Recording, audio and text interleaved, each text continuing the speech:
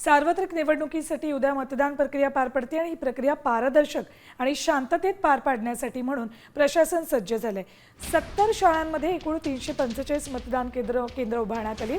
यासाठी सुमारे 2200 कर्मचारी नियुक्त केलेत। तसेच कायदा आणि सुव्यवस्था अबाधित राखण्यासाठी सुमारे 2000 पोलीस अधिकारी, अंमलदार, होमगार्ड असा बंदोबस्त तैनात केला।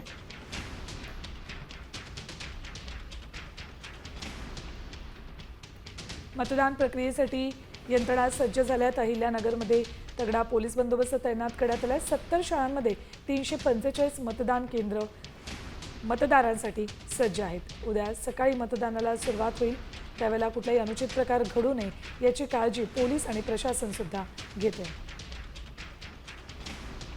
अहिल्यानगरमधली ही दृश्य आहेत। मतदानासाठी म्हणून प्रशासकीय यंत्रणा सज्ज झाल्यात।